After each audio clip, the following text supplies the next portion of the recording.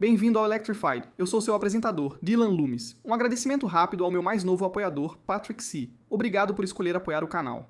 Pretendo ser um pouco mais rápido do que o normal, pois tenho algumas entrevistas acontecendo mais tarde hoje à noite, então muita coisa está acontecendo nos bastidores. Em breve, trarei mais novidades sobre isso. Na semana passada, entrei em contato com a CEPILC na Califórnia para saber se a Tesla já solicitou aquela licença para veículo autônomo, já que no momento ele só tem a TCP, a licença de transporte fretado. E como sabemos, isso só significa que o programa de transporte por aplicativo da Tesla na Califórnia é basicamente um serviço de motorista particular, tipo limusine, e não realmente autônomo aos olhos da Califórnia. E a resposta deles foi: não recebemos nenhuma solicitação da Tesla para qualquer licença de veículo autônomo da CEPILC. Por um lado, a Tesla ficando sob essa licença de transporte de fretamento de passageiros torna todos os requisitos de segurança e relatórios muito mais fáceis. No entanto, acho que o verdadeiro motivo pelo qual a Tesla ainda não solicitou uma licença de veículo autônomo de verdade na Califórnia é por causa disso. Há uma nova regulamentação em andamento na CEPUC agora, e essa é para regras relacionadas a serviços de transporte de passageiros com veículos autônomos. E foi confirmado que a Tesla tem feito comentários públicos sobre essas novas regras. Então, eu acho que a Tesla está tentando influenciar essas novas regras na Califórnia sobre como os veículos autônomos serão tratados antes de realmente solicitar essas licenças oficiais para veículos autônomos e antes de finalmente mergulhar de cabeça nessas operações reais de veículos autônomos na Califórnia. A boa notícia é que a Tesla pode seguir operando o programa de transporte por aplicativo, coletando dados, desenvolvendo infraestrutura e gerenciando embarque e desembarque normalmente. Sabemos que a maior parte desses quilômetros é percorrida autonomamente. Mas por outro lado, isso provavelmente significa que teremos pelo menos alguns meses, se não de 6 a 9 meses ou mais, antes de vermos um serviço real de robotáxi totalmente autônomo da Tesla na Califórnia. Agora, dependendo de como será o novo processo de regulamentação, esse cronograma pode mudar, mas outras empresas como a Waymo levaram de 6 a 9 meses para obter a licença real de veículo autônomo. Então, com base em tudo o que estou ouvindo, eu realmente acho que existe um cenário em que podemos ver alguns testes sem supervisão para atingir aquelas 50 mil milhas de testes reais de veículo autônomo que a Califórnia atualmente exige, em algum momento ainda este ano. Mas parece que não veremos um serviço real de transporte pago para clientes sem supervisão da Tesla na Califórnia até algum momento de 2027. Mais uma vez, porque até hoje a CEPUC declarou oficialmente que a Tesla ainda não solicitou essas permissões. Mudando para o Texas, soubemos que os robotáxis da Tesla em Austin agora estão operando sem supervisão à noite pela primeira vez desde domingo deste fim de semana. Anteriormente em Austin, a operação sem supervisão terminava no meio da tarde. E lembre-se do que conversamos algumas semanas atrás. A maioria dos incidentes da Tesla que são relatados à NHTSA a partir daquele SDO realmente aconteceu à noite. Algumas cidades mais novas têm horários de operação mais restritos, seja por estarem fora do ar por chuva ou, segundo relatos, porque os robotáxis de Houston só operam a partir das 9 h. Oficialmente, no site de robotáxi da Tesla, diz que o serviço está disponível atualmente das 6 da manhã às 2 da manhã horário central. Mas se sabemos que em Dallas e Houston a Tesla ainda está operando apenas veículos sem supervisão, isso provavelmente significa que o serviço está encerrando bem antes das 2 da manhã. E para constar, no rastreador de robotáxis, agora temos 6 veículos sem supervisão em Houston, 5 em Dallas e 24 em Austin, totalizando 35. Como dissemos na semana passada, devemos esperar que a Tesla tenha 10 ou 15 veículos sem supervisão nessas duas novas cidades nas próximas 2 ou 3 semanas. Então estamos no caminho certo para exatamente isso. Teremos que esperar para ver como será a expansão da geocerca para Houston e Dallas. E não, eu não vou entrar no jogo de porcentagem de aumento partindo de uma base tão baixa. No final das contas, a taxa de crescimento ainda é bem lenta, mas está realmente de acordo com o que vínhamos esperando. Mudando para o FSD supervisionado, a Tesla ultrapassou oficialmente a marca de 10 bilhões de milhas dirigidas. Isso realmente é uma conquista incrível. E para colocar isso em contexto, 10 bilhões de milhas equivalem a dirigir de costa a costa nos Estados Unidos aproximadamente 3,5 milhões de vezes. Então, parabéns à equipe da Tesla, mas como destacamos, esse marco provavelmente não vai se traduzir em um momento de virada para a Tesla escalar o modo não supervisionado. Houve um breve período em que tivemos alguma esperança de que esse fosse o caso, mas no momento atual não parece mais ser assim. A Tesla Scope disse que a versão 14.3.2 está sendo disponibilizada para mais clientes do IA, 4 na América do Norte. Eles acreditam que aproximadamente de 55 a 60% da frota já recebeu essa atualização. Mas se isso serve de parâmetro, ambos os nossos veículos IA, 4 ainda estão sem a atualização. Então, eu ficaria curioso para saber quantos de vocês já têm a 14.3.2 e quantos ainda estão esperando. O aviso de intervenção foi novamente alterado. Ele ainda desaparece se você fornecer uma mensagem de voz, mas fora isso, você ainda precisa selecionar uma opção. E como de costume, não vi muitas coisas negativas sobre a 14.3.2 entre os primeiros usuários, mas Billy disse que essa versão tem dado muitos problemas para ele. Ele publicou um vídeo do FSD sendo degradado e pedindo que ele assumisse o controle na hora. E Mike disse que definitivamente não está tão refinado quanto a 14.2.2.5.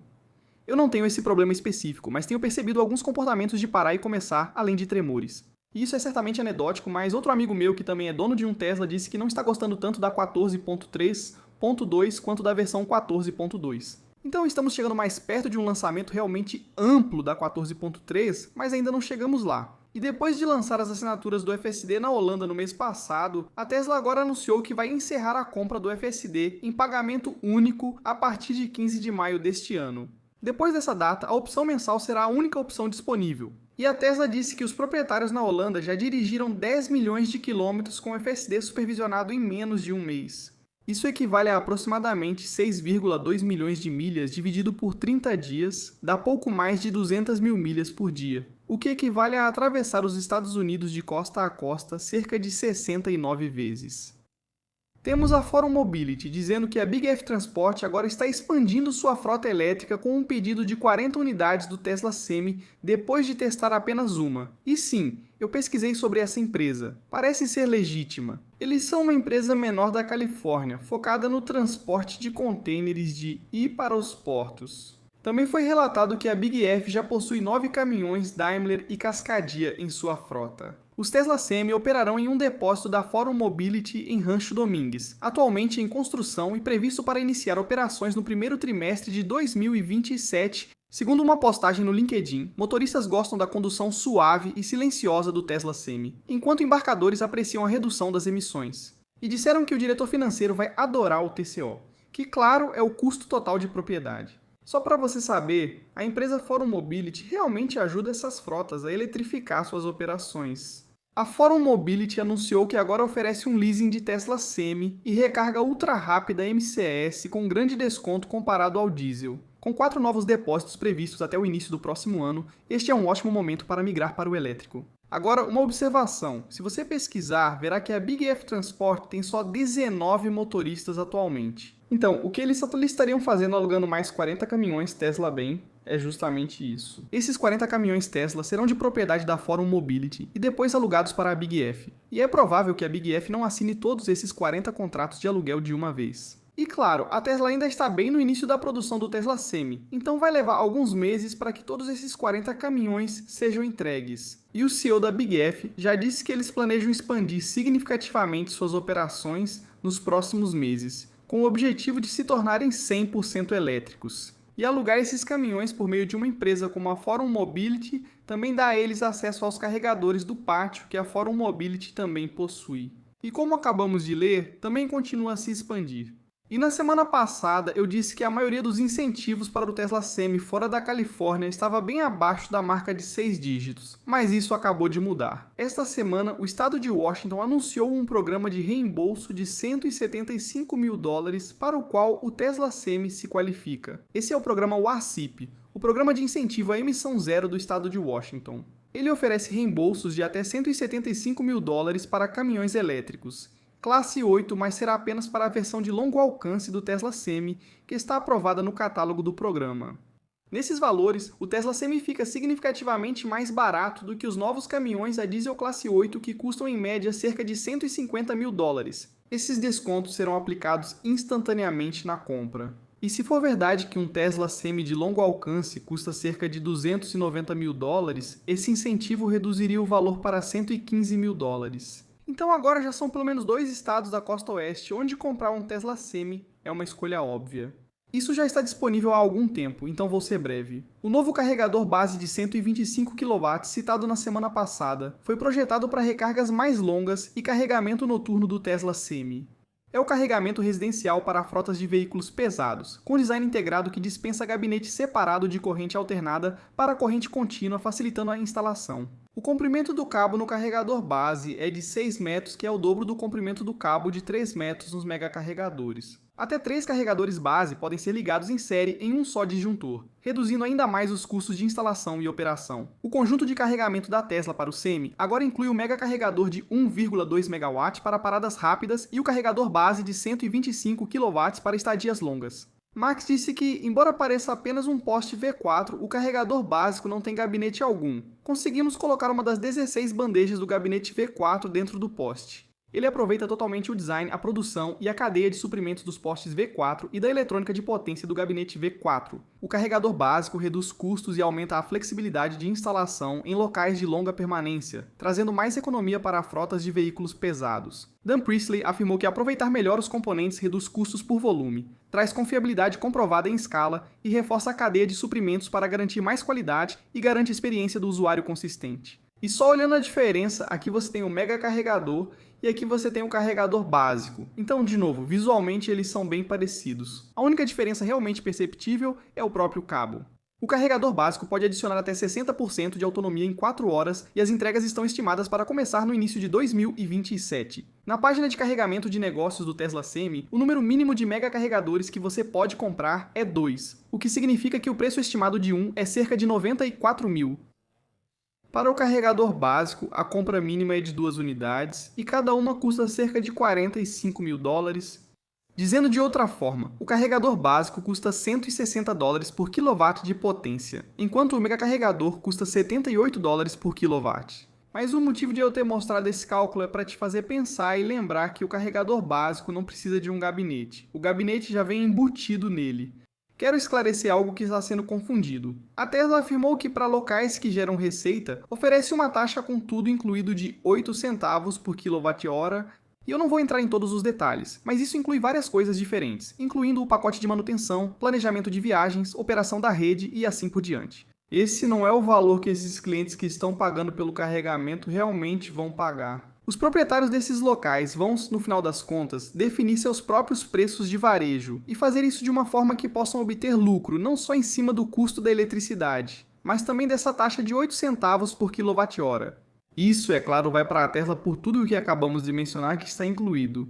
Então, novamente, esses 8 centavos não são o preço de varejo, é apenas a taxa que a Tesla vai cobrar dos proprietários desses locais. Isso realmente mostra a Tesla em sua melhor forma, continuando a impulsionar a eficiência e o custo total de propriedade para o cliente, e fazendo isso ao usar os mesmos componentes em vários produtos para gerar economia de escala. E tudo o que precisamos fazer é olhar para o que a Tesla fez com os superchargers para ver como isso provavelmente vai se desenrolar do lado dos megacarregadores. A Tesla, sendo pioneira nesse segmento de recarga para caminhões, significa que vai garantir primeiro os locais mais privilegiados e, no final das contas, provavelmente será um dos maiores fornecedores do seu próprio hardware para terceiros. E isso vai levar tempo, mas quanto mais a indústria depender da Tesla, melhor será para a Tesla. Explicando o que ocorre com o Model 3 no Canadá. Ele está com o menor preço em bastante tempo, não só no Canadá, mas em toda a América do Norte. Agora temos uma versão Premium com tração traseira por algo equivalente a cerca de 29 mil. Esse veículo agora virá da Giga Shanghai, o que é um lembrete da eficiência de custos dessa fábrica. Mas o principal motivo disso ser possível é que o Canadá acabou de assinar um acordo com a China para reduzir as tarifas de importação de 100% sobre os veículos elétricos chineses para a taxa regular de 6%. E a versão de performance do modelo 3 também teve uma redução de mais de 15%. Vale ressaltar que essa nova tarifa de 6% será limitada a cerca de 49 mil veículos por ano. E estou lendo que será em um sistema de ordem de chegada, e essa cota deve aumentar para cerca de 70 mil até 2030. E embora este modelo 3 não se qualifique para aquele incentivo de 5 mil dólares no Canadá porque está vindo da China, sinceramente isso não vai importar muito porque o preço deste modelo 3 realmente é incrível. A única desvantagem que vejo é ser um veículo com tração traseira no Canadá, onde há neve. Mas como sabemos, com os pneus adequados, ainda pode ser utilizável. Então, excelentes notícias para qualquer canadense que esteja procurando comprar um Model 3. Nos últimos dias, Bret Adcock e a Figure deram ao Sorcery acesso bem amplo à sua fábrica. E não só isso, mas tenho que admitir que eles lançaram alguns vídeos promocionais de marketing bem legais. Mas focando no que aprendemos, o Figure 3 pesa cerca de 59 kg, ele tem 1 metro e 68 centímetros de altura. Ele tem uma camada de espuma macia e roupas que podem ser realmente removidas e trocadas. Eles afirmam que toda a movimentação é controlada pela rede neural Helix 2.0, não por código tradicional. E o tronco abriga uma grande caixa que contém as GPUs, o computador, a distribuição de energia e as células. As mãos de quinta geração têm câmeras montadas na palma e capacidades de pegada aprimoradas. Eles mostraram várias vezes no vídeo que você pode empurrar o robô com força e ele se corrige. Ele pega caixas de 18 kg do chão e uma única carga dura cerca de 4 a 5 horas, dependendo da atividade, e depois leva cerca de 1 hora para recarregar. E eles usam carregamento indutivo sem fio através de placas nos pés dele. Ele pode carregar a uma taxa de cerca de 1 kW por pé, o que dá um total de 2 kW. A instalação de produção atual pode fabricar entre 40.000 e 50.000 unidades por ano em plena capacidade, mas eles têm uma meta de longo prazo de 1 milhão de unidades por ano. E Brett acabou de dizer que eles vão fabricar 55 robôs humanoides esta semana. Não sabemos se esse ritmo é pontual ou sustentável, mas a Figure provavelmente fabrica de 1 a 200 robôs por semana. Sei que muitos se perguntam para onde esses robôs vão, alguns serão usados para testes, mas Brett disse que provavelmente anunciarão novos clientes em até 90 dias.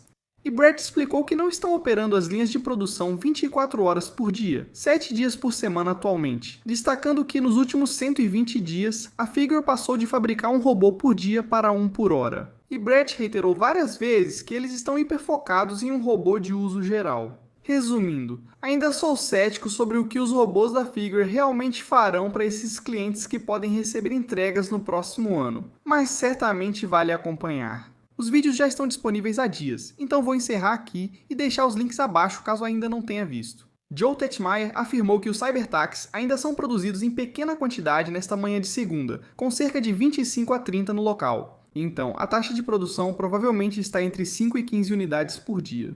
Acredite se quiser, está circulando um artigo da Reuters dizendo que a recuperação da Tesla na Europa segue em abril, e diz que os registros da Tesla aumentaram 111% na Suécia, 102% na Dinamarca, 112% na França e 23% na Holanda. No entanto, esses dados são todos de um mês, que é abril, e como sabemos, muito disso depende de quando os carregamentos chegam de fato. E sinceramente, acho que dados de apenas um mês são mais ruído do que sinal, então prefiro analisar um período maior e aguardar os dados da ACA. Mas eles disseram que a participação dos BEVs nos novos emplacamentos de carros na Europa foi de 20,5% no primeiro trimestre deste ano, contra apenas 13,2% no ano passado.